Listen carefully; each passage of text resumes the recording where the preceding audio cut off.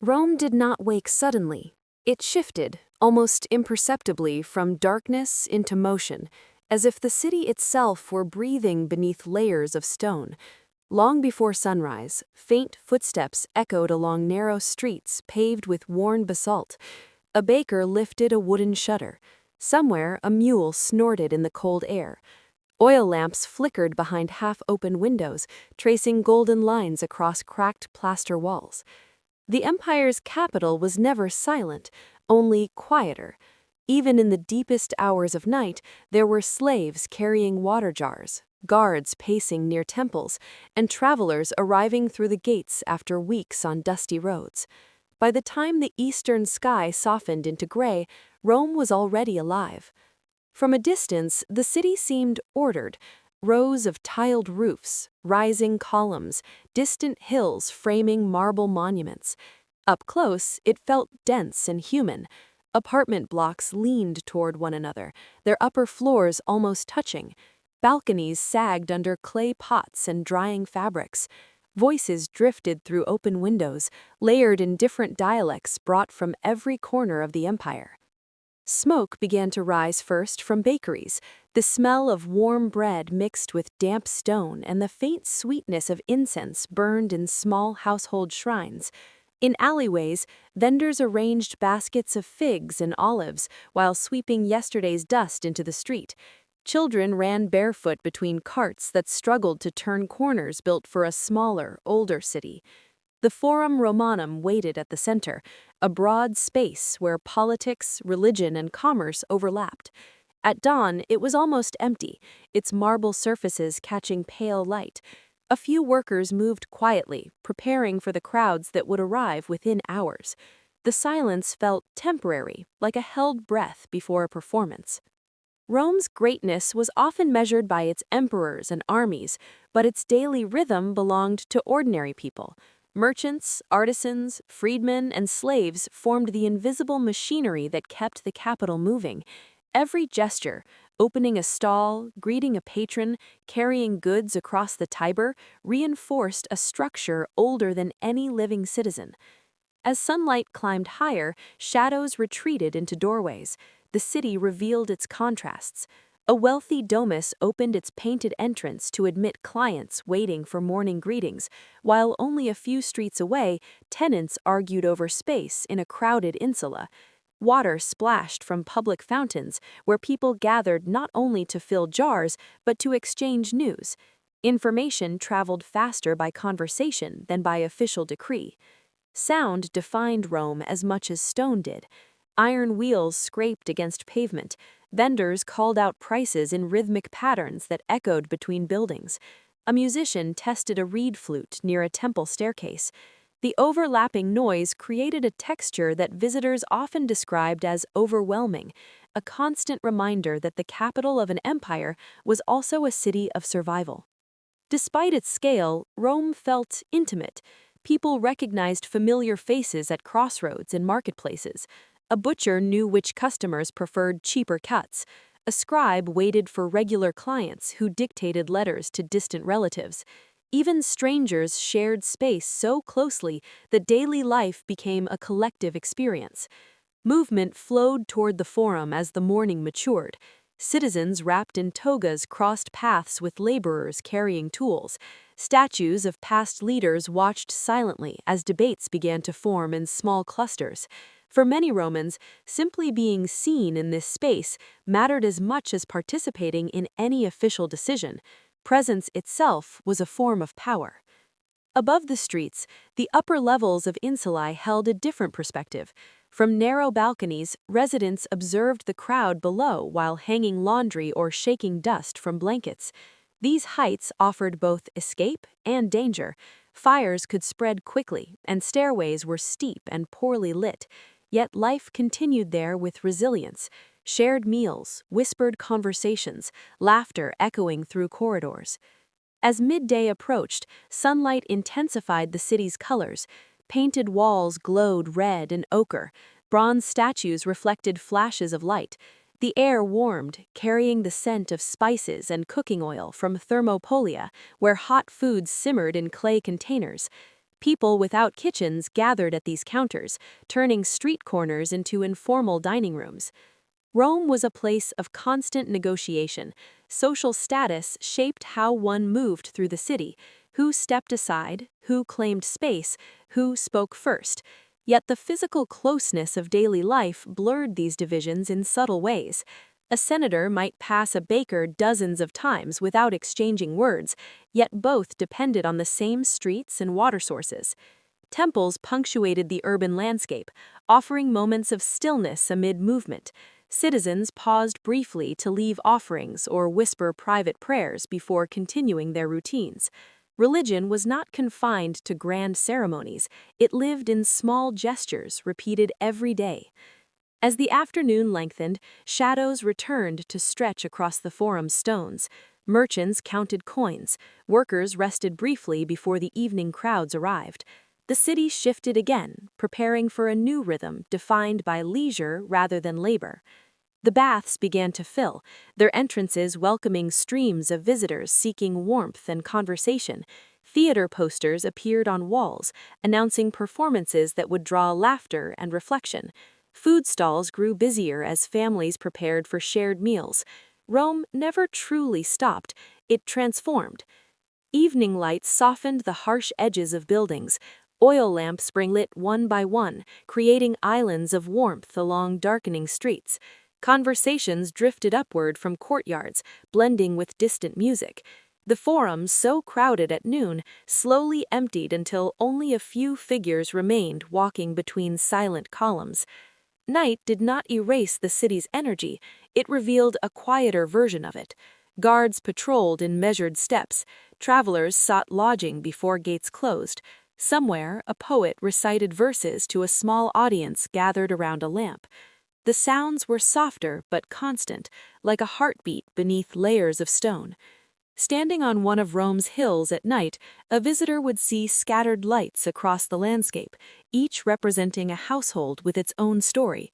Within those walls, people prepared for another day of negotiations, hopes, and uncertainties. The empire's vast power felt distant compared to the intimacy of daily routines. And so the cycle continued. Dawn would arrive again, and with it the return of movement. Ovens lit, doors opened, voices rising. Rome endured not because it was flawless, but because millions of small actions repeated themselves without pause. The eternal city was not a monument frozen in time. It was a living rhythm, carried forward by ordinary lives woven together into something larger than any single ruler. Morning in Rome was never only about beginning the day, it was about being seen beginning it.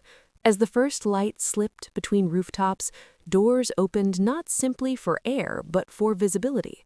To exist publicly was to declare one's place within the vast social web that held the empire together. Outside the homes of wealthy patrons, small groups gathered quietly. Clients arrived early, adjusting their cloaks against the cool air, waiting for the moment when the household would acknowledge them. These visits were not casual greetings, they were rituals built on obligation, loyalty, and survival. A brief handshake, a respectful nod, perhaps a small payment or recommendation. Each interaction reinforced a hierarchy older than memory. Inside, servants moved quickly through atriums, brushing dust from marble floors and preparing the day's first tasks. Water splashed into basins as sunlight filtered through open roofs, illuminating painted walls that told stories of gods and heroes.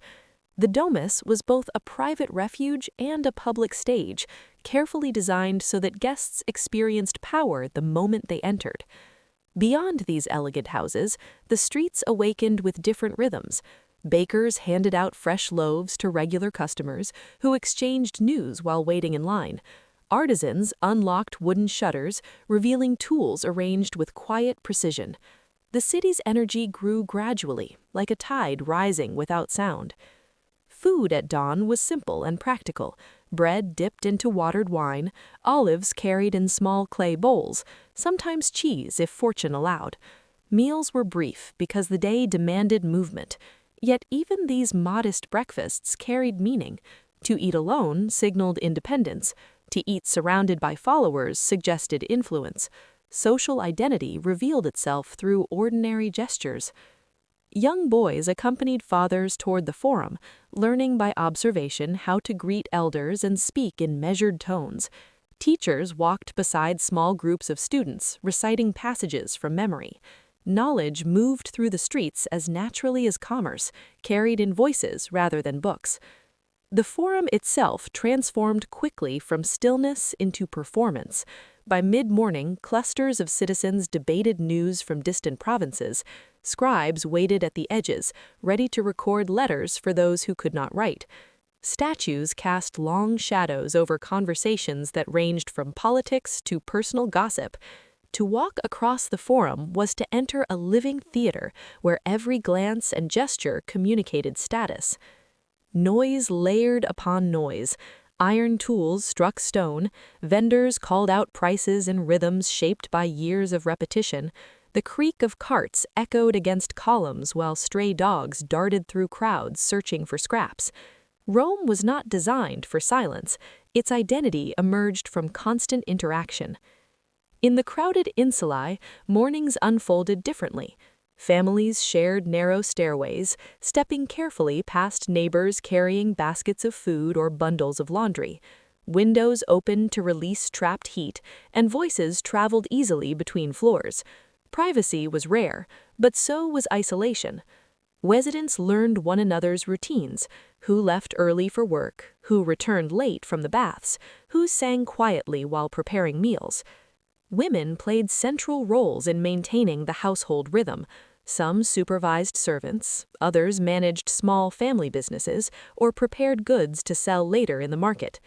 Although official histories often focused on male achievements, daily life depended on invisible labor performed within kitchens, workshops, and courtyards. As the sun climbed higher in the sky, streets filled with messengers moving quickly between districts. News from the provinces arrived through travelers carrying letters sealed with wax. Rumors spread faster than official announcements, shaping public opinion long before magistrates addressed the crowd.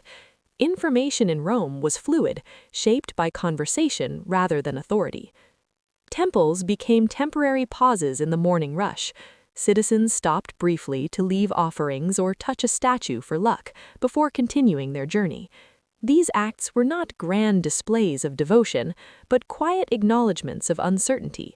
Every transaction, every journey carried risk, and small rituals offered reassurance. Clothing revealed layers of identity. The white toga of a citizen contrasted sharply with the simpler tunics of laborers. Colors signaled wealth or profession, while jewelry hinted at personal history. Even posture communicated belonging.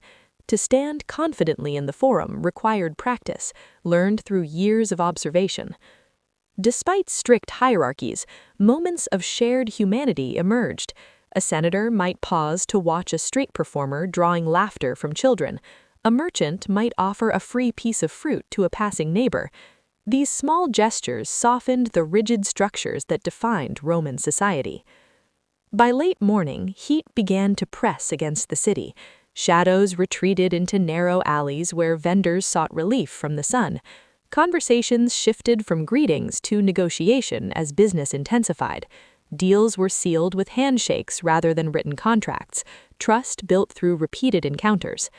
The performance of status never truly ended. Even silence could communicate authority. A wealthy patron walking slowly through the forum attracted attention simply by moving at a different pace than the crowd. Presence itself became a language understood without words. For those living at the margins, mornings were less about performance and more about endurance. Laborers carried heavy loads across uneven streets, their work shaping the city's physical form. Slaves moved quietly behind masters, invisible yet essential to daily operations. Their stories rarely appeared in official accounts, yet the rhythm of Rome depended on their constant movement. As midday approached, the intensity of the morning softened. People began drifting toward food stalls or shaded courtyards. The initial rush gave way to a slower pace, preparing the city for the social rituals of afternoon baths and evening entertainment. But even as the streets grew warmer and louder, the underlying pattern remained the same. Rome's mornings were not chaotic accidents. They were carefully choreographed performances repeated across generations, each citizen playing a role learned through observation and necessity. Through these rituals, the empire sustained itself, not through force alone, but through countless small interactions that reinforced identity and belonging. And when the sun finally stood high above the Forum, the morning's performances faded into the background, leaving behind a city ready to transform once again. Rome was a city of contrasts that could be felt simply by crossing a street. A wide doorway framed in polished stone might open into a quiet domus filled with filtered sunlight, while only steps away a narrow stairway led upward into an insula where voices echoed through crowded corridors. Both spaces existed within the same urban rhythm, yet they shaped completely different experiences of daily life. The domus presented itself carefully to the world. Its entrance was designed not only for privacy, but for impression. Visitors stepped into an atrium where light fell from an opening in the roof, reflecting off shallow pools of water.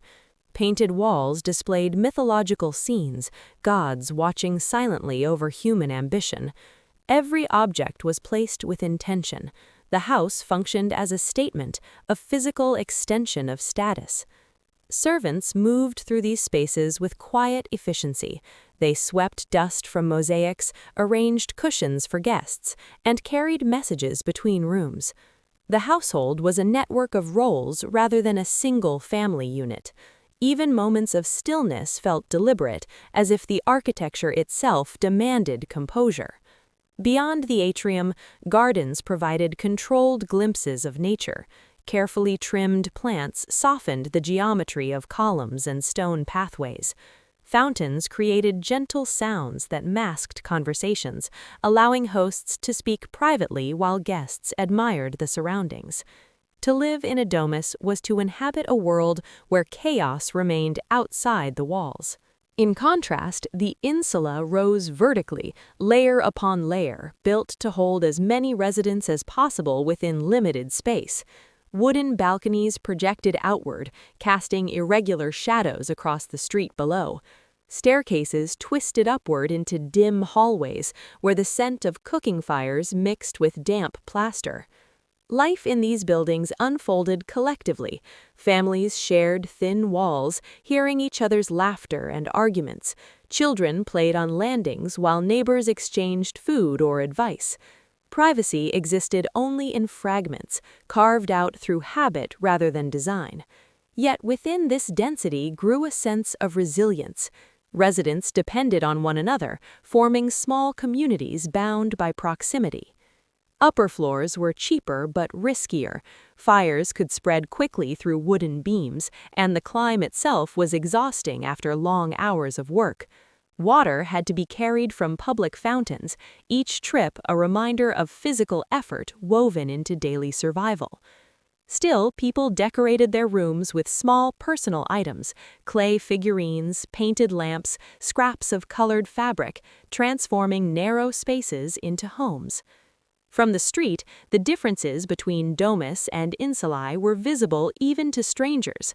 Wealthy entrances displayed polished stone and carved doorframes, while apartment blocks bore the marks of constant use. Yet both structures depended on the same infrastructure, the same water sources, the same markets, the same crowded roads. Social identity influenced movement through these environments. A senator might spend most of his time within carefully curated interiors, venturing out primarily for public appearances. A craftsman living in an insula experienced the city more directly, navigating markets and workshops doily. Architecture shaped perspective, what one saw, heard, and valued. Despite these contrasts, boundaries were not absolute. Freedmen who achieved success sometimes moved from crowded apartments into modest houses. Wealth could shift across generations, altering the physical landscape of neighborhoods. Rome's built environment reflected ambition as much as tradition. Afternoons brought subtle changes to both worlds.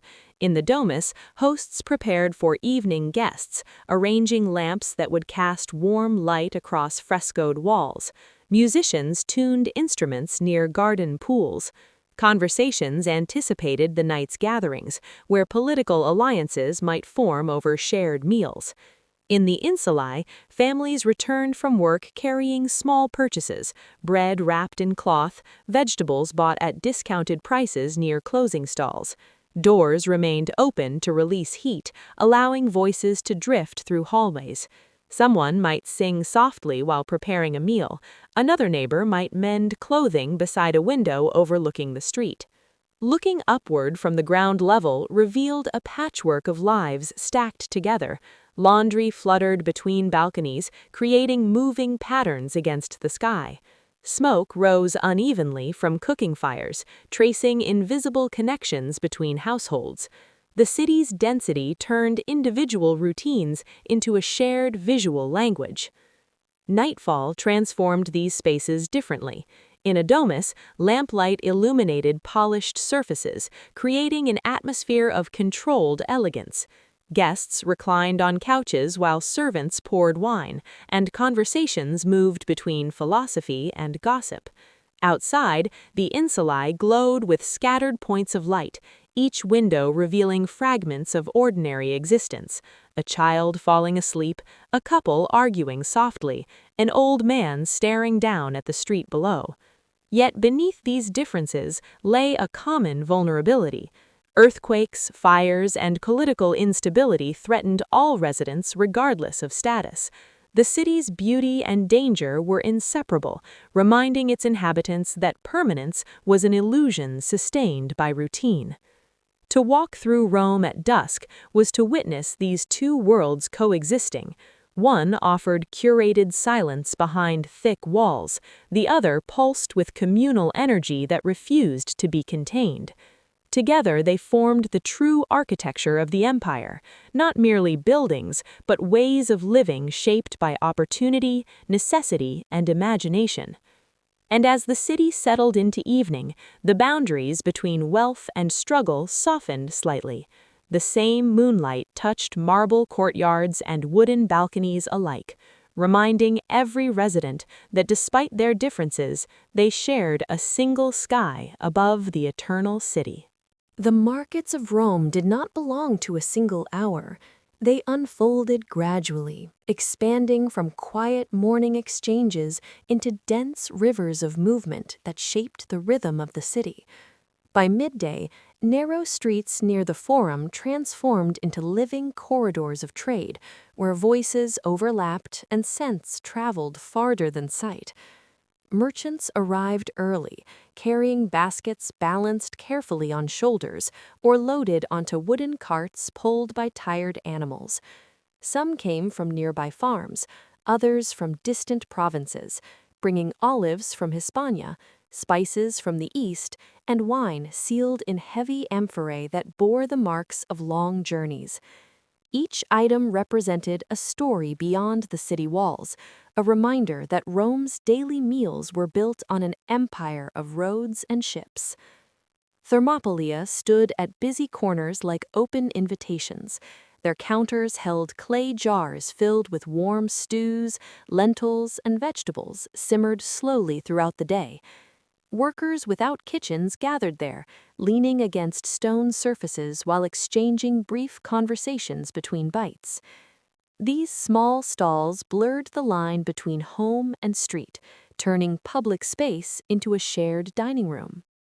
Food in Rome revealed inequality more clearly than any speech. For many citizens, meals centered on grain, bread or porridge that filled the stomach even when flavor was scarce. Vegetables added variety when available, and garum, the strong fermented fish sauce, transformed simple ingredients into something richer. Wealthy banquets existed, but they were distant spectacles compared to the modest routines of the majority. The markets themselves felt alive, almost theatrical. Vendors shouted prices in rhythmic patterns that echoed between buildings. A fishmonger displayed silver scales reflecting sunlight like moving mirrors. A fruit seller arranged figs into small pyramids, inviting customers to touch before they bought. Bargaining was expected, and voices rose and fell like waves, each negotiation a small performance of survival. Children moved easily through the crowds, carrying coins wrapped in cloth or delivering messages for family members. Dogs searched for scraps beneath tables, while musicians played simple melodies hoping to earn a few copper pieces. Even in moments of tension, laughter appeared unexpectedly, a joke shared between strangers, a playful argument over the freshness of bread. Markets were also spaces of information. News traveled faster through conversation than through official announcements. A sailor might describe storms near the coast, shaping expectations about future prices. A traveler from a distant province could spark curiosity simply by speaking in a different accent. In this way, commerce and storytelling became inseparable. As the afternoon heat intensified, shade became valuable. Canvas awnings stretched across stalls, casting soft patterns of light and shadow. Water sellers moved through the crowd, offering relief in small cups. The scent of roasting meat drifted through narrow streets, drawing customers toward hidden corners where cooks prepared meals over open flames. For those living in insulae, the market was more than a place to buy food. It was an extension of home. Without large storage spaces, residents purchased ingredients daily, building relationships with specific vendors who understood their needs. Trust developed slowly, reinforced through repeated interactions rather than written agreements. In contrast, elite households experienced food differently. Servants selected ingredients on behalf of their masters, carrying baskets back to domus kitchens where skilled cooks transformed them into elaborate dishes. Banquets became stages for social negotiation. Guests reclined on couches, sampling exotic flavors meant to demonstrate the host's wealth and connection to distant lands. Yet, even in these luxurious settings, food remained a symbol of fragility. A poor harvest in one province could alter the mood of an entire city. Grain shipments arriving late created anxiety that spread quickly through markets and streets. Rome's appetite depended on constant movement beyond its borders, making every meal a quiet reflection of imperial power. As evening approached, the atmosphere shifted again. Vendors lowered prices to sell remaining goods before nightfall. Crowds thinned gradually, leaving behind scattered leaves and traces of spilled wine. The noise softened into a low murmur as families carried purchases home, preparing for shared meals that marked the transition from labor to rest. Street corners glowed with lamplight as Thermopylae filled with people seeking warmth and conversation. Someone might recount a rumor heard earlier in the day, while another compared the taste of fresh bread to that of last week's shipment. These small gatherings turned food into a social ritual that extended beyond nourishment. Night brought a quieter intimacy to the markets. Some stalls closed entirely, while others transformed into informal meeting places where musicians played slow melodies. The scent of cooked vegetables lingered in the air long after the last customers left, blending with the distant sound of footsteps echoing through empty streets. In Rome, eating was never purely private. It connected individuals to neighbors, to distant provinces, and to the fragile networks that sustained the empire. Every bite carried traces of labor, travel, and exchange. Through markets and meals, the city revealed its most human side, a place where survival depended not only on power, but on cooperation, adaptation, and shared routines repeated day after day. And when the final lamps dimmed and vendors closed their shutters, the memory of the market remained, a quiet promise that with the next sunrise, the cycle of trade and nourishment would begin again. By the late afternoon, as the heat of the day softened and shadows stretched longer across the streets, the baths began to fill. From every district of Rome, people moved toward these vast complexes, carrying little more than a cloth, a small oil flask, and the quiet expectation of temporary escape. The bathhouse was not simply a place to wash, it was a shared ritual that blurred the boundaries between classes, professions, and identities. From the outside, the buildings appeared monumental, arches rising high above the surrounding streets, stone facades warmed by sunlight that lingered even as the sky shifted toward gold. Inside, the atmosphere changed immediately. Warm air wrapped around visitors, carrying the scent of oils, damp stone, and distant conversations that echoed beneath vaulted ceilings. The journey through the baths followed a rhythm familiar to most Romans. Visitors began in open courtyards where bodies stretched and exercised. Some listed weights carved from stone, others wrestled lightly, their laughter blending with the hum of voices. Physical movement prepared the body not only for heat, but for social interaction. Even those who came alone rarely remained solitary for long. Beyond the courtyard, rooms unfolded gradually, each with a different temperature and purpose. The tepidarium offered a gentle warmth that encouraged conversation. Here, men reclined on benches, discussing news from the forum or whispering about political alliances. Deals formed quietly in corners, where steam softened the edges of sound, creating a sense of privacy within a crowded space. Further inside lay the caldarium, where heat pressed heavily against the skin. Water shimmered beneath shafts of light filtering through high windows. Attendants moved slowly, pouring oil onto shoulders and scraping away dust with curved tools. The ritual of cleansing felt almost ceremonial, transforming the ordinary act of bathing into a moment of reflection. Steam blurred distinctions. A senator and a craftsman might sit only steps apart, their identities momentarily softened by shared vulnerability. In this environment, hierarchy did not disappear, but it felt less rigid. Conversations flowed more freely, and laughter carried farther than titles. Architecture amplified the experience. Marble floors reflected moving shadows, and domed ceilings gathered echoes that drifted through the space like distant music. The baths were designed to inspire awe, reminding visitors of the empire's engineering and generosity. Public access to such luxury reinforced loyalty, suggesting that Rome cared for its citizens' well-being. Yet beneath the calm surface lay subtle politics. Information spread quickly within these walls. Rumors passed from one group to another, shaping public opinion before official announcements reached the forum. A whispered comment in the warm air could influence decisions far beyond the bathhouse itself. After the intensity of the caldarium, visitors moved toward the frigidarium, where cold water shocked the senses back to alertness. The sudden change created moments of shared laughter as people gasped and shook droplets from their hair. These transitions between heat and cold mirrored the emotional rhythm of Roman life, tension followed by release. For many, the baths provided a rare opportunity to observe the city beyond one's usual circle. Artists studied faces for inspiration, merchants searched for potential clients, and philosophers debated ideas while reclining beside pools.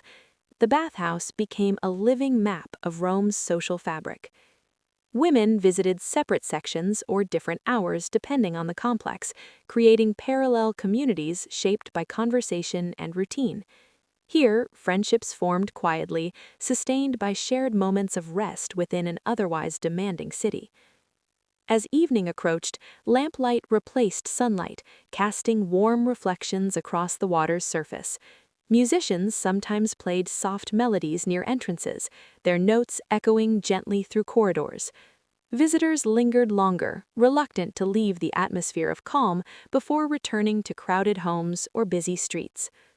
Outside, the sky deepened into shades of violet, and the sounds of the city shifted toward entertainment and gathering. Yet the baths remained their unique stillness, a place where time seemed to slow.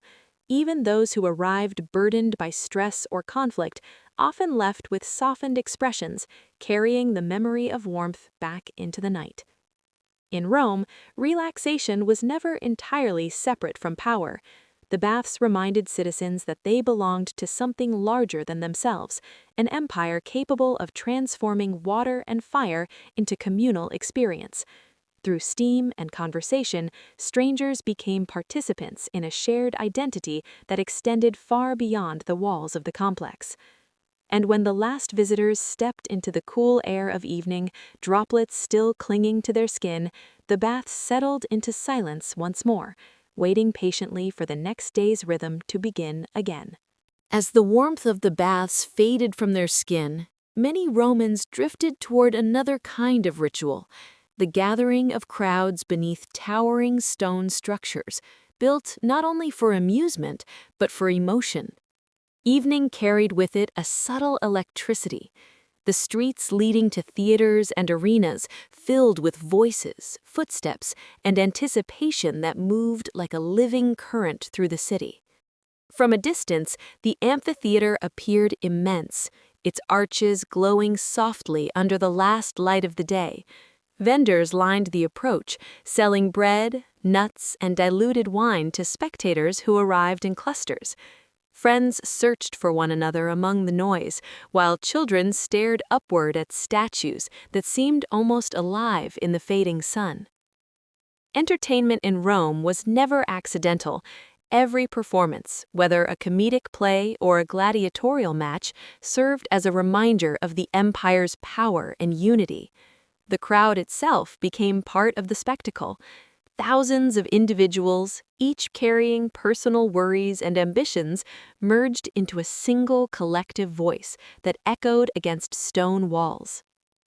Inside the theater, the atmosphere shifted from chaos to focus. Actors prepared behind painted backdrops, adjusting masks that exaggerated human expressions into something mythic. When the performance began, laughter spread quickly, rippling through the audience like wind across water. Comedies mirrored daily life, turning familiar frustrations into shared humor. For a moment, social divisions softened as citizens laughed at the same jokes. The amphitheater offered a different experience. Here, tension replaced laughter. Gladiators entered the arena with deliberate steps, their armor catching flashes of light. The crowd watched in near silence at first, absorbing the gravity of the moment. Combat was choreographed yet unpredictable, a performance balanced between skill and danger. For spectators, these events provided emotional release. The cheers and gasps allowed people to confront fear without direct risk. Violence became ritualized, framed within rules that transformed chaos into structure. The empire demonstrated its control not by eliminating danger, but by shaping how it was experienced. Above the arena floor, social hierarchy was visible in the arrangement of seats. Elite citizens reclined closer to the action, while ordinary spectators filled the higher levels. Yet when the crowd reacted, distinctions blurred. A shared roar could rise from thousands of throats at once, creating a sense of unity rarely felt elsewhere. Outside the major venues, smaller forms of entertainment flourished. Street performers balanced on ropes stretched between buildings, musicians played slow melodies near fountains, and storytellers gathered listeners beneath lamplight. These informal performances reflected the creativity of ordinary Romans, offering moments of wonder within everyday spaces. Children chased shadows cast by torches, while merchants counted coins earned from eager customers. Even those who did not attend official games felt the excitement spreading through neighborhoods. The city's energy intensified, transforming familiar streets into pathways of celebration. Yet beneath the excitement lay a deeper purpose. Spectacle served as a language through which the state communicated strength. Victories were reenacted, myths retold, and heroes immortalized through performance. The audience absorbed these messages not through speeches, but through emotion, a powerful form of persuasion that required no explanation. As night deepened, the crowds slowly dispersed. Groups lingered near exits, debating favorite actors or the bravery of particular fighters. Some walked toward taverns where conversations continued over cups of wine, replaying the evening's highlights. Others returned home quietly, carrying memories that would shape tomorrow's conversations. The arena itself grew silent once more. Sand smoothed over footprints, torches dimmed, and the echoes of the crowd faded into the distance. What remained was the impression of shared experience, thousands of lives briefly aligned through a single moment of collective attention. Entertainment in Rome was not simply escape, it was a mirror reflecting the empire's contradictions, beauty and brutality, laughter and tension, individuality and unity. Through these spectacles, citizens rehearsed their role within a larger narrative, learning to see themselves as part of something enduring. And as the last spectators disappeared into narrow streets illuminated by scattered lamps, the city prepared for another transformation. The noise softened, leaving behind a quieter world where private rituals and whispered prayers would guide the final hours before sleep. When the noise of the arenas faded and the streets grew softer beneath the glow of oil lamps, Rome revealed a quieter layer of itself, a world shaped not by spectacle, but by belief. Religion in the city did not exist only within grand temples or official ceremonies. It lived in corners, in kitchens, in whispered gestures repeated so often that they felt as natural as breathing. Inside many homes, small shrines flickered with gentle light. These were not monuments of marble, but intimate spaces dedicated to household spirits, the lares and penates, protectors believed to watch over daily life. A simple offering of bread, a drop of wine, or a murmured prayer marked the transition from public identity to private vulnerability. Here, the empire felt distant. What mattered was safety, family, and the fragile hope that unseen forces listened. In wealthier domus, these rituals blended with displays of status. Painted niches framed delicate statues, and servants ensured that lamps were lit at the proper time. Yet even in these elegant settings, devotion remained personal. A senator who commanded authority in the forum might bow quietly before a small altar at night, seeking reassurance beyond politics. In the crowded insulae, faith took on a more communal character. Neighbors shared stories of omens and dreams, interpreting everyday events as messages from the divine. Someone might hang a charm near a doorway to protect against illness. Another might leave a small figurine at a crossroads after surviving a difficult journey. These acts were rarely recorded in official history, yet they formed the spiritual foundation of ordinary life. Temples stood throughout the city as reminders of Rome's vast pantheon. During the day, they attracted crowds offering incense and coins, but at night they felt almost timeless. Columns cast long shadows across stone steps, and the statues within seemed to watch silently over the sleeping city. Guards patrolled nearby, their footsteps echoing softly as if unwilling to disturb the presence of the gods. Astrology and prophecy added another dimension to Roman belief. Travelers carried stories of distant oracles, and astrologers set up small tables along busy streets, reading the stars for those seeking guidance. A merchant uncertain about a voyage might consult a chart. A young couple might ask about fortune or fertility. The future felt negotiable, shaped by signs interpreted through ritual. Religion also connected Rome to its expanding empire. Foreign deities found their way into the city, blending with existing traditions. Egyptian gods, Eastern mysteries, and local cults coexisted alongside ancient Roman practices. This diversity reflected the city's openness, a willingness to absorb new ideas while preserving familiar rhythms. For many Romans, faith was less about doctrine and more about continuity. The repetition of small rituals offered stability in a world defined by change. Fires, political upheaval, and shifting alliances reminded citizens of life's uncertainty. Lighting a lamp before a household shrine became an act of quiet defiance against chaos. Even skeptics participated in these customs, if only out of habit. To ignore the gods entirely felt risky, like stepping into the dark without a guide. Belief and superstition intertwined, shaping decisions both large and small. A journey might be delayed because of an unfavorable omen. A business deal might proceed only after a favorable sacrifice. Night deepened, and the city's spiritual landscape became more intimate. Individuals paused at roadside altars, their silhouettes illuminated briefly by flickering flames. The scent of incense drifted through narrow alleys, blending with the distant sound of laughter from taverns. Faith did not silence the city, it coexisted with every other aspect of life. In these moments of quiet devotion, the vastness of the empire felt almost secondary. What mattered was the immediate presence of the unseen, a belief that gods walked beside mortals, guiding or observing without revealing their full intentions. The divine existed not only in grand ceremonies, but in the smallest gestures repeated each evening. And as the final prayers of the night faded into silence, Rome settled into a deeper calm. The temples stood watch, the household shrines dimmed, and the stars above the city seemed to mirror the scattered lights below, countless points of hope shining against the darkness.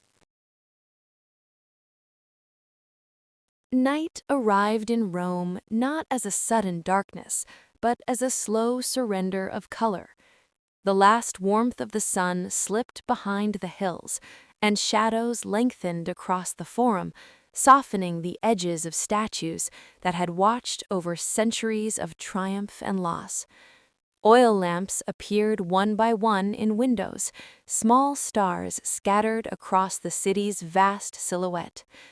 The crowds of the day dissolved into quieter movements. Merchants closed wooden shutters, securing goods behind iron locks. The scent of cooked vegetables lingered near Thermopylae, where late customers lingered over simple meals. Somewhere, a musician played a slow melody that drifted between narrow streets, fading and returning with each turn of the wind.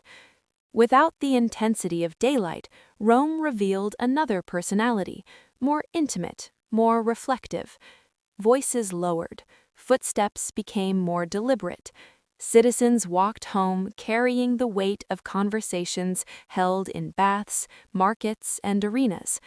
The city exhaled slowly, releasing the tension accumulated during hours of constant motion. From the hills above, the eternal city resembled a constellation laid upon the earth. Each lamp represented a private world, unfolding behind closed doors.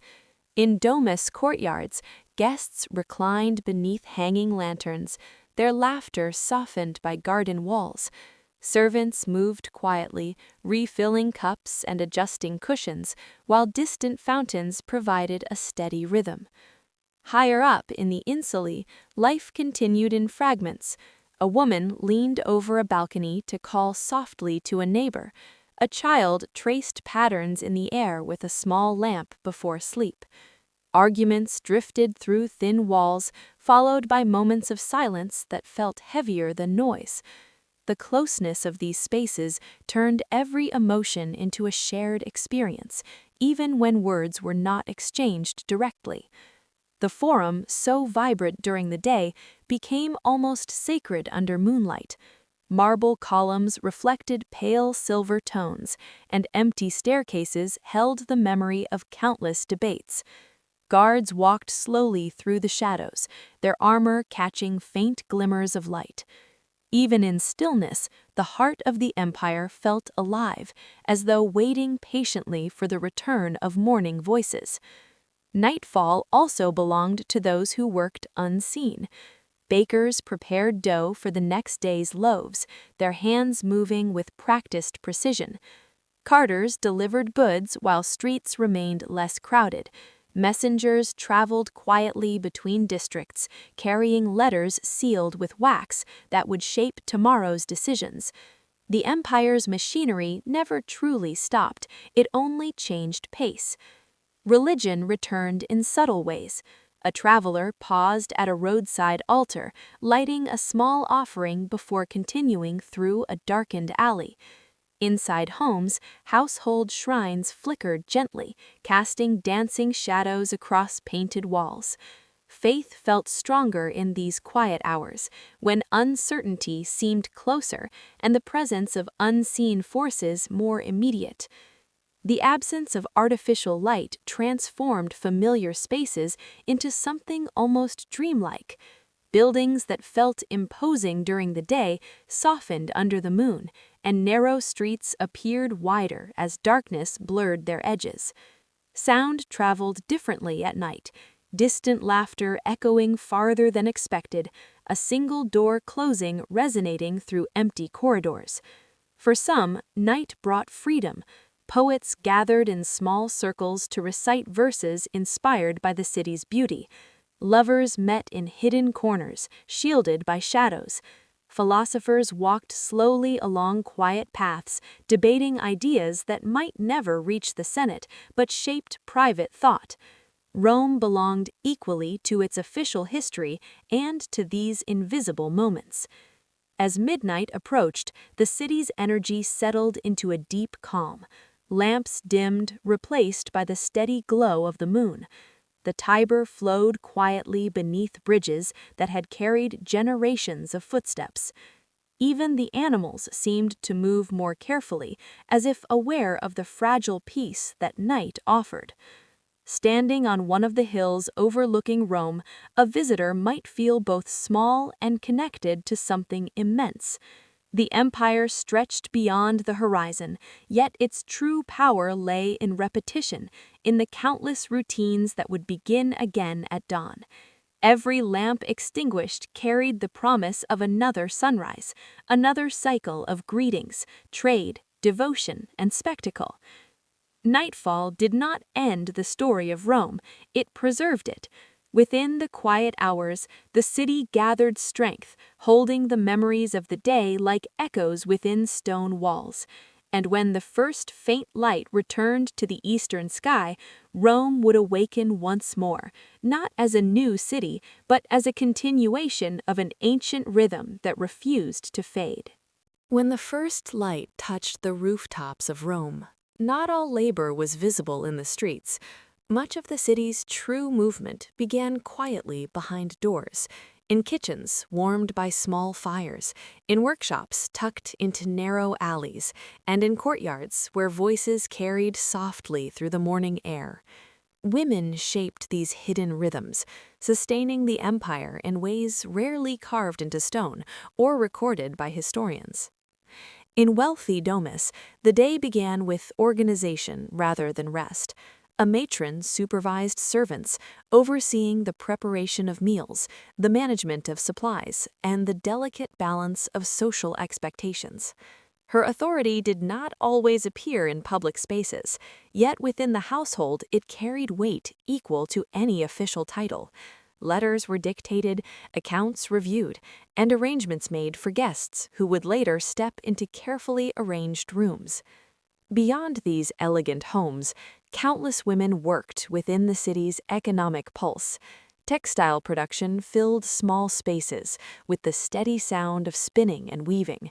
Cloth hung from wooden frames, dyed in muted colors that reflected local traditions or foreign influence. Some women sold their work directly in markets, negotiating prices with confidence learned through years of practice. In the crowded insulae, daily life demanded resilience. Mothers balanced childcare with labor, preparing food while listening for customers approaching a small shop below their living space. Windows opened early to release heat from cooking fires, allowing the scent of bread and herbs to drift into shared corridors. Conversations traveled easily between neighbors, creating informal networks of support that softened the challenges of urban life. Not all work was recognized as labor. Managing a household required knowledge of supply, timing and negotiation. Deciding when to purchase grain, how to stretch ingredients through a difficult week, or how to maintain relationships with vendors demanded quiet expertise. These decisions shaped the stability of families more profoundly than many public speeches. Some women owned businesses outright, especially those who had been freed from slavery or inherited small enterprises. Tavern keepers, shop owners, and artisans appeared throughout the city, their names occasionally preserved on inscriptions or painted signs. Though legal limitations existed, daily practice often revealed more flexibility than official laws suggested.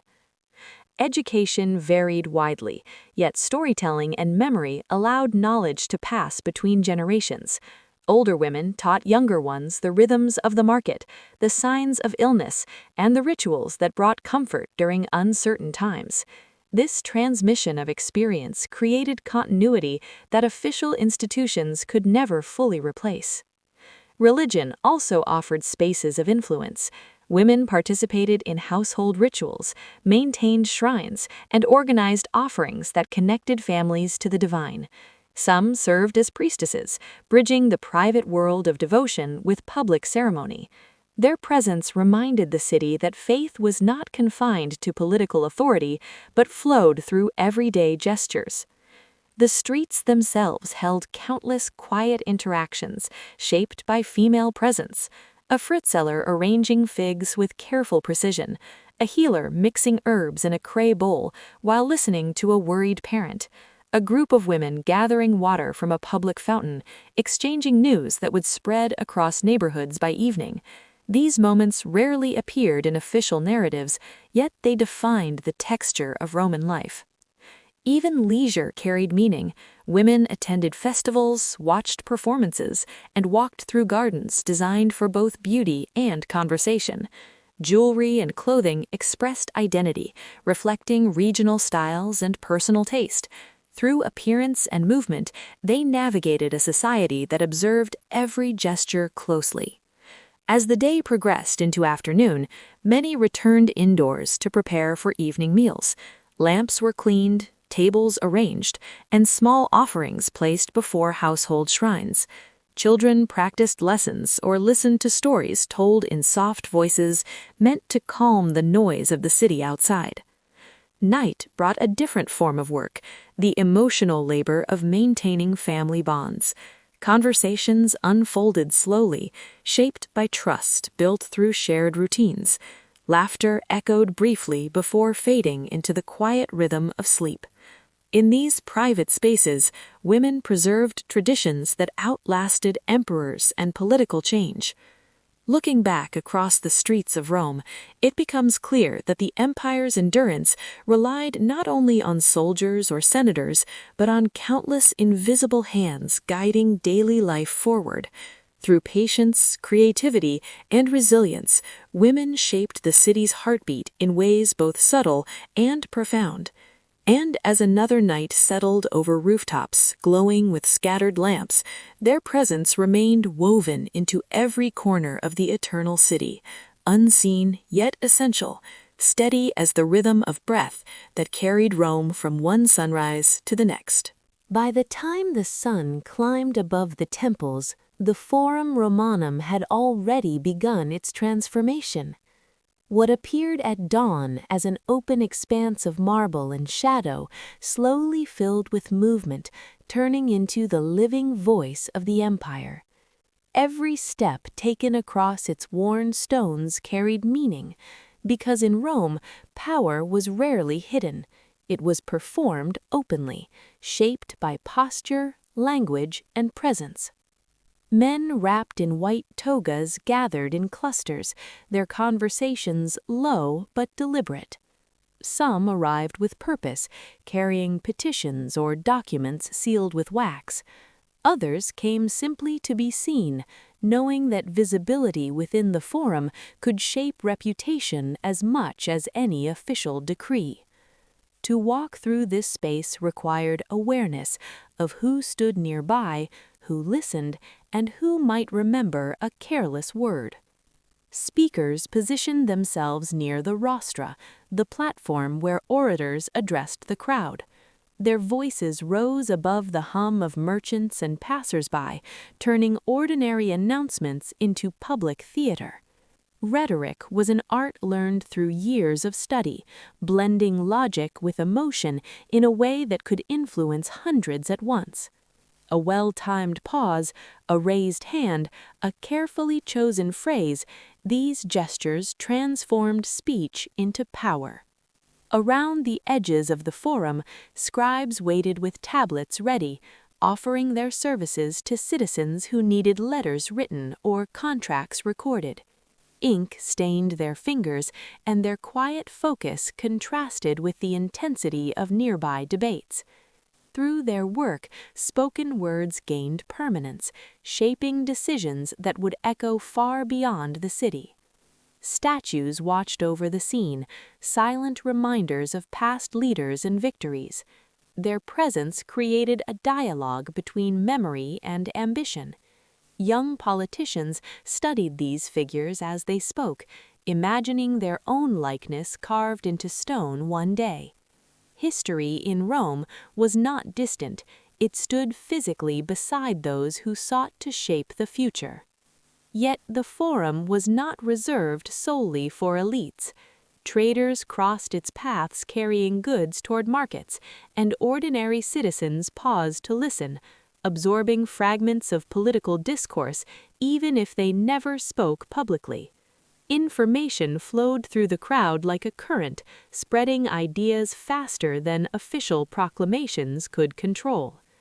Alliances formed in subtle ways. Two senators might walk slowly together, their conversation hidden behind polite smiles. A merchant could approach a magistrate with a respectful greeting, hoping to secure a favorable decision. Even silence held meaning. To ignore someone in the forum could signal disapproval more clearly than any spoken accusation. The physical design of the space shaped these interactions. Wide steps encouraged gathering, while shaded porticos offered places for private negotiation. Sunlight reflected from marble surfaces, illuminating gestures that might otherwise remain unnoticed. Architecture and politics became inseparable, each reinforcing the authority of the other. As midday approached, the intensity of debate softened slightly. People drifted toward food stalls or sought refuge beneath columns where cool shadows offered relief. The energy never disappeared, but it shifted from formal speeches to quieter exchanges. Deals were finalized with handshakes, and rumors spread through casual conversations that felt almost invisible compared to the morning's drama. For newcomers, the forum could feel overwhelming, a place where every glance seemed to carry judgment. Yet regular visitors moved through it with practiced ease, understanding the unwritten rules that governed behavior. Where to stand, when to speak, how long to hold eye contact, these details defined success as much as any official decree. Women and freedmen navigated the space differently, often remaining at the edges, yet influencing outcomes through networks of relationships. Messages passed through intermediaries, and support offered quietly behind the scenes could determine the rise or fall of political careers. Power in Rome was rarely singular. It flowed through countless connections hidden beneath the surface. By late afternoon, the crowd thinned as citizens returned to baths, homes, or entertainment venues. The forum began to exhale, its stones cooling under the fading light. Workers swept away dust, restoring a sense of order after hours of intensity.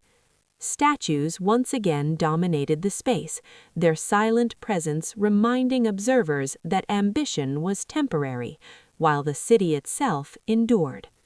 As evening shadows stretched across the steps, a final few figures lingered, philosophers debating softly, merchants counting coins, a young student practicing lines of rhetoric beneath the watchful gaze of ancient monuments. The language of the Forum did not disappear with the crowd. It remained embedded in memory, shaping conversations that would continue elsewhere. And when night finally settled over the eternal city, the Forum returned to stillness. Yet beneath that calm lay the echoes of countless voices, each one contributing to the rhythm of an empire sustained not only by armies, but by words spoken in the open air. Rome's power did not end at its gates. Every street, every market stall, every amphora of oil or grain carried the imprint of journeys that stretched far beyond the horizon. The city stood at the center of an immense web of roads and sea routes, each one feeding the daily rhythm of life within its crowded neighborhoods. At dawn, long before the Forum filled with voices, travelers arrived through stone arches worn smooth by centuries of footsteps. Dust clung to their cloaks, and the scent of distant landscapes followed them into the city. Salt from coastal winds, spice from eastern caravans, the dry earth of faraway provinces. Rome was both destination and beginning, a place where stories converged before continuing outward again. The roads themselves were masterpieces of intention. Built in straight lines across hills and valleys, they created a sense of inevitability, as if movement toward Rome were guided by the land itself. Soldiers marched along these paths with steady discipline, but so did merchants, artists, scholars, and families seeking new opportunities. Every traveler contributed to the slow transformation of the city's culture. In the markets, imported goods appeared alongside local produce. Olive oil from Hispania rested beside Egyptian grain. Glassware from Syria shimmered under lamplight. These objects were more than commodities. They were evidence of Rome's reach, silent proof that distant worlds were connected through trade and ambition. Dock workers along the Tiber River unloaded ships with practiced efficiency. Amphorae stacked carefully along the quay bore painted symbols identifying their origins. The river flowed quietly, reflecting the sky while carrying the weight of an empire's appetite. Without these shipments, Rome would struggle to sustain its immense population. The city depended on constant movement beyond its walls, making every arrival an act of survival. Merchants kept careful records, tracking prices that rose and fell with changing conditions in distant lands. A storm near a major port could ripple through the Forum within days, altering negotiations and shaping public mood. Information traveled alongside goods, carried by sailors who shared news in taverns or whispered rumors during long walks through crowded streets. The presence of foreign cultures shaped everyday life. Languages blended in marketplaces, and unfamiliar clothing styles appeared among the crowd. Religious symbols from distant regions found space beside traditional Roman shrines, creating a spiritual landscape as diverse as the empire itself. For many citizens, the outside world felt closer than ever before, woven into daily routines through trade. Travel also transformed individuals. A young craftsman returning from a provincial town might bring new techniques learned abroad. A soldier stationed on a distant frontier carried stories that reshaped local perspectives on loyalty and identity. These experiences blurred the boundaries between Rome and the rest of the empire, turning the city into a living archive of collective memory. Even the design of Roman streets reflected this outward connection. Milestones marked distances to faraway cities, reminding travelers that Rome stood at the center of an enormous network. To leave the city was not to abandon civilization, but to follow a path that eventually led back to its heart. As evening approached, caravans prepared to depart once more. Drivers adjusted harnesses, merchants counted coins, and families said quiet farewells at the gates. Departure carried its own ritual, filled with hope and uncertainty. Those leaving Rome carried fragments of its identity with them, habits, language, and expectations shaped by life in the capital. Nightfall softened the constant movement. The gates closed gradually, and the roads beyond faded into darkness.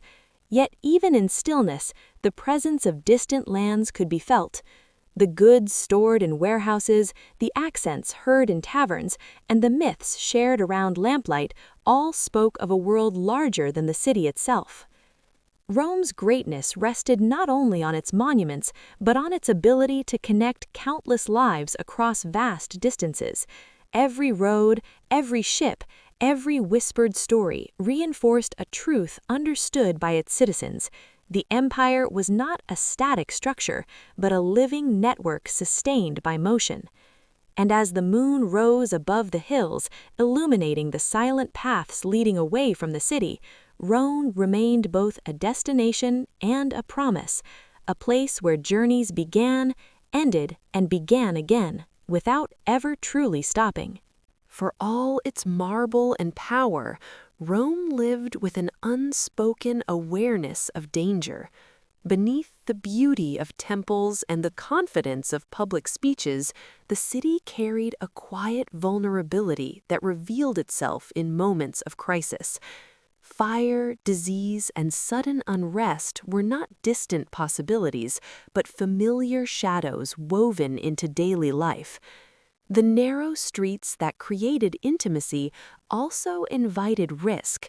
Wooden balconies leaned outward, and cooking fires burned within cramped apartments where space for caution was limited. A single spark, carried by a careless gust of wind, could move from one insula to another with terrifying speed. At night, when lamps flickered behind thin walls, residents listened closely for the sound of shouting, a warning that flames had begun to rise somewhere nearby. When fire broke out, the city transformed instantly. Bells rang, voices called through the streets, and neighbors rushed to carry water from public fountains.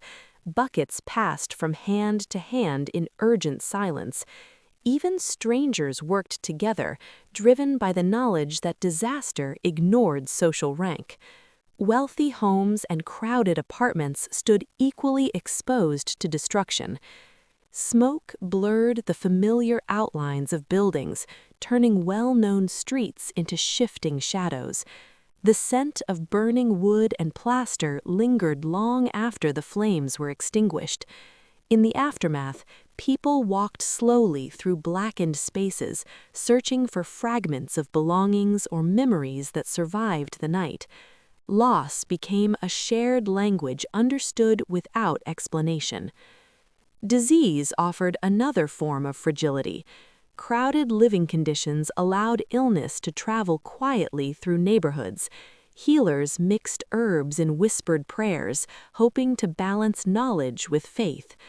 Public baths, once places of relaxation, sometimes closed temporarily when fear of contagion spread through the population.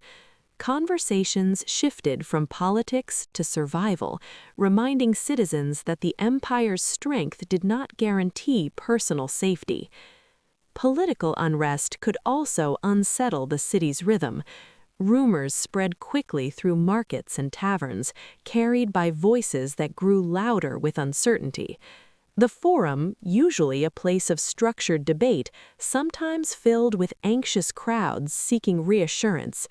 In these moments, Rome felt less like an unshakable monument and more like a living organism reacting to invisible pressure. Yet crisis revealed resilience as much as vulnerability. After fires, builders returned to the streets, reconstructing walls and reinforcing structures with new techniques. Communities reorganized themselves, sharing resources and rebuilding relationships damaged by fear. The city's ability to recover became part of its identity, shaping how citizens understood endurance. Emperors and officials attempted to impose order during times of chaos, introducing new regulations or sponsoring public works designed to prevent future disasters. Wider streets, improved water systems, and organized fire brigades emerged from these efforts. Each change reflected a lesson learned through hardship, turning tragedy into transformation. For individuals, crisis altered perception. A merchant who lost a shop to fire might begin again in another district, carrying with him a deeper awareness of life's unpredictability. A family who survived illness might leave small offerings at temples, their gratitude expressed through quiet rituals rather than grand gestures. These personal stories blended into the larger narrative of a city that refused to disappear. Night after a crisis felt different. Even when flames had faded and crowds dispersed, a sense of caution lingered in the air. Lamps burned more carefully and footsteps moved with greater awareness. Yet gradually, laughter returned to taverns, children resumed games in courtyards, and the familiar rhythm of Rome began to reassemble itself. Standing on a hill overlooking the city after such moments, one might notice how fragile the eternal city truly was, a network of human lives bound together by habit rather than permanence. Its strength lay not in invincibility, but in adaptation. Each challenge reshaped the city, leaving traces that future generations would interpret as history rather than memory. And as dawn approached once more, the smoke of yesterday's crisis blended with the rising scent of fresh bread, reminding every citizen that Rome endured not because it avoided hardship, but because it learned to breathe through it, again and again, century after century. Mourning in Rome did not belong only to merchants and politicians. It also belonged to children, whose footsteps traced quieter paths through the city's restless streets. Some walked beside parents toward workshops or markets, learning through observation long before formal lessons began. Others carried wax tablets beneath their arms, following teachers through narrow alleys toward shaded courtyards where education unfolded in measured voices. Childhood in Rome was shaped by expectation as much as affection. Families viewed education not simply as knowledge, but as preparation for identity. Boys practiced reading aloud, their voices rising and falling in rhythm with Latin verse, while teachers corrected posture and pronunciation with patient firmness. Memory was valued above all. To recite a passage flawlessly was to demonstrate discipline and promise. Schools rarely resembled grand institutions. Many existed outdoors, beneath porticos where columns offered protection from sun and rain. Students sat on simple stools, tracing letters into wax surfaces that could be smoothed and rewritten endlessly. The sound of styluses scratching quietly against tablets created a steady background to the hum of the city beyond. Girls received education differently depending on family status. In wealthy households, tutors taught reading, music, and the skills expected of future matrons. In more modest homes, learning blended with daily labor. A girl might count coins while helping in a shop, or memorize prayers while assisting with household rituals.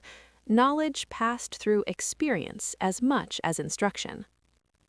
Play existed alongside discipline. Children chased one another through courtyards, rolling small hoops along stone streets, or carving figures from scraps of wood.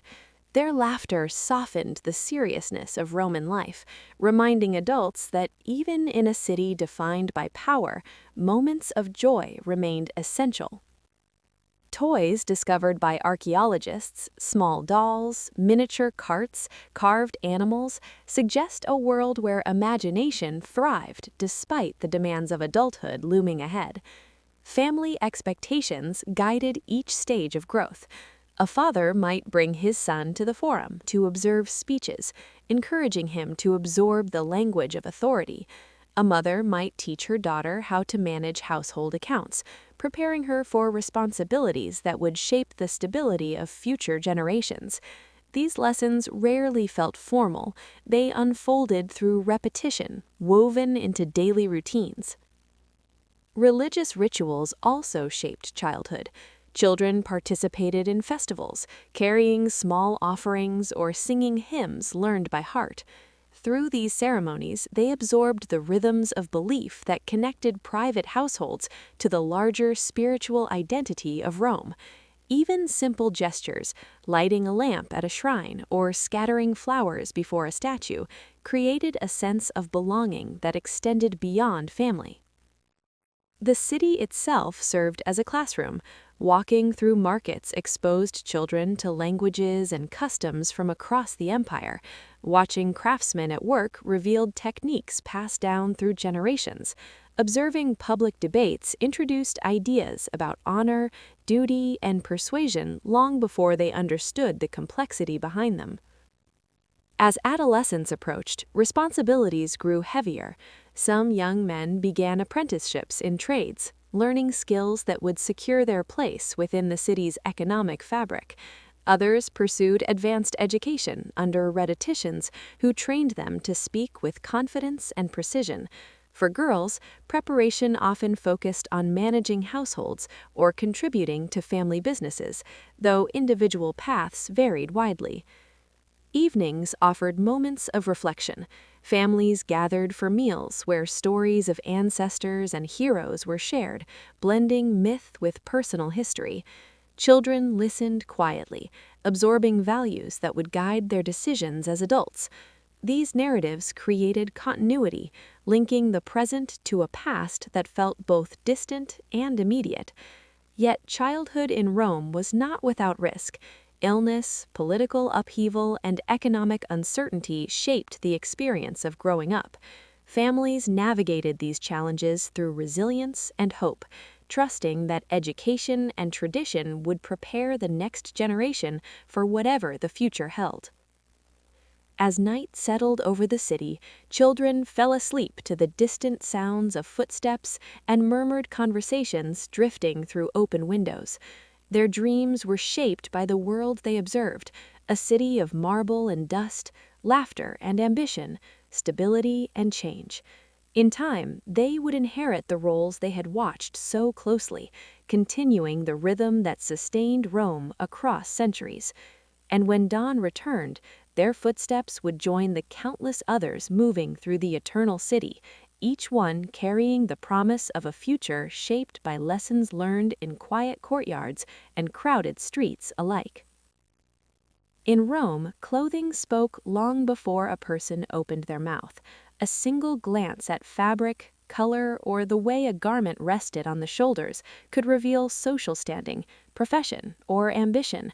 The streets of the Eternal City formed a moving tapestry where identity unfolded through texture and motion rather than words. At dawn, citizens adjusted their tunics and cloaks before stepping outside, aware that appearance shaped every interaction. The toga, heavy and deliberate in its folds, marked the body with dignity but also demanded discipline. Walking gracefully in such a garment required practice. Each movement became a performance, reminding both wearer and observer of the expectations tied to citizenship. Textile workshops hummed quietly throughout the city. Women and craftsmen worked side by side, spinning wool into thread that would later become garments worn in the forum or at the baths. Dyeing vats released faint clouds of color into the air, staining hands and aprons with deep reds, soft yellows, and muted purples reserved for those of higher rank. The smell of dye mixed with the scent of oil lamps created an atmosphere both creative and laborious. Clothing connected Rome to distant lands. Silk arrived from the east, shimmering under sunlight like liquid glass. Fine linen traveled from Egypt, cool against the skin during the city's warm afternoons.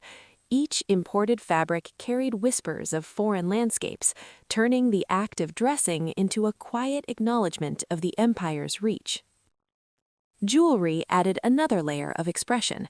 Rings signaled authority, necklaces hinted at wealth or devotion, and small amulets served as protection against unseen forces. Some pieces were elaborate displays meant to capture attention, while others remained hidden beneath clothing, known only to the wearer. These objects held stories, gifts from loved ones, symbols of survival, or reminders of journeys completed. Hair and grooming reflected both fashion and philosophy. Elaborate hairstyles appeared among elite women, shaped carefully by skilled attendants who transformed strands into intricate patterns. Men trimmed beards or shaved completely depending on current trends, signaling alignment with cultural ideals that shifted across generations. Even perfume became part of the sensory language of Rome, leaving traces of identity in crowded spaces. In the insulae, fashion adapted to practicality. Simple tunics allowed freedom of movement for those whose days involved physical labor. Yet creativity thrived even within modest means. Colored stitching, carefully chosen belts, or small decorative pins transformed ordinary garments into personal statements. Style became a form of resilience, an assertion of individuality within the density of urban life. Public festivals turned the streets into vibrant displays of color and motion.